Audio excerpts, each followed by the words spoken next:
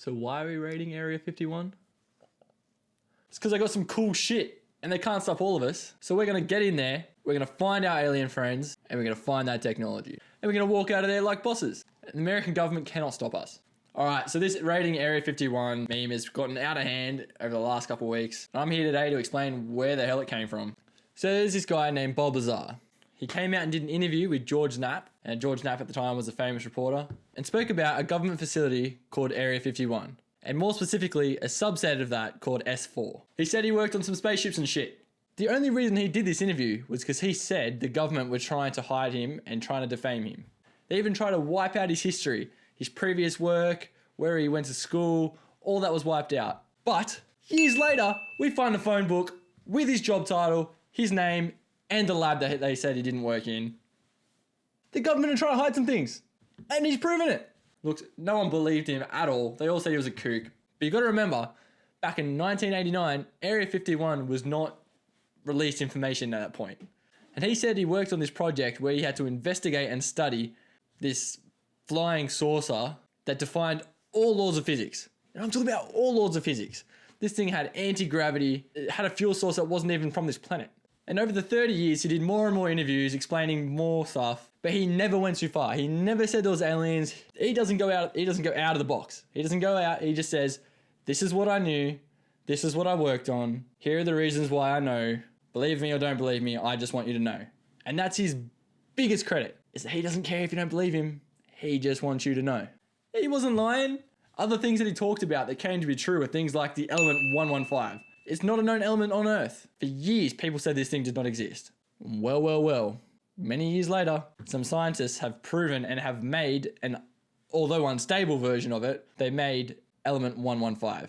There was cool shit like fingers, like hand scanners that scan the length of your index finger to identify like as a freaking, like, sort of like your iPhone scans your face. This thing scans your hand and let you in or not.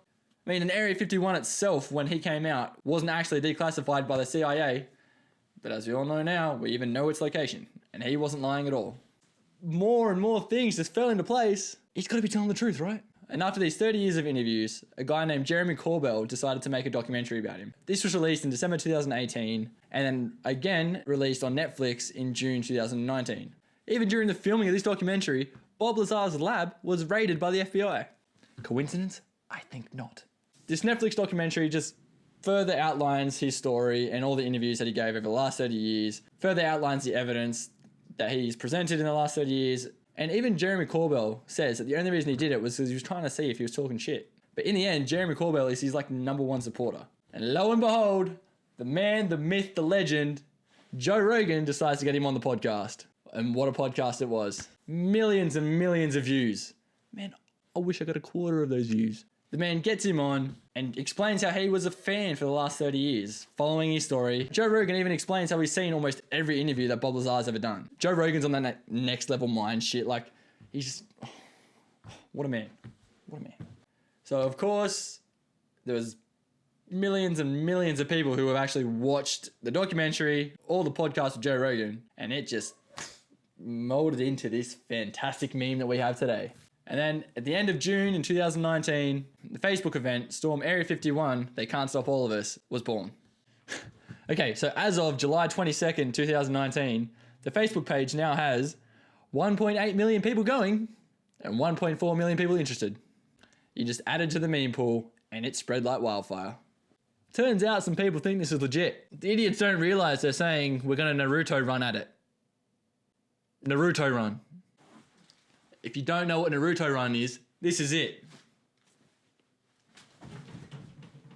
It just adds to the meme. Now look, even companies have decided to pick up on this meme. They're doing deals to Las Vegas around September. Perfect. Companies have jumped on this meme rocket and are riding it straight into outer space. Even ABC News picked it up.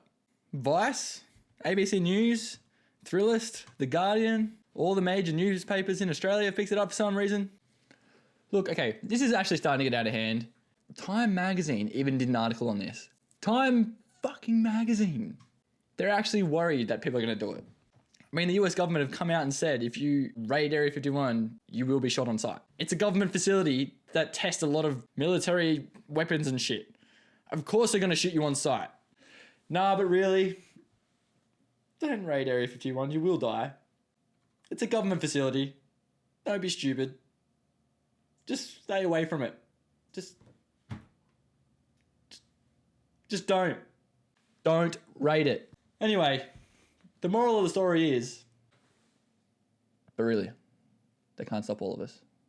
Anyway, thanks very much, guys. If you enjoyed this explaining the meme in under 5 minutes, please let me know in the comments below. Leave a like, even subscribe for more. And if you have an idea for a meme that I should explain in the next video, please let me know in the comments down below. Anyway, hope you enjoy. See you in the next one. Fire spreading all around my room. My world's so bright, it's hard to breathe, but that's alright. Hush.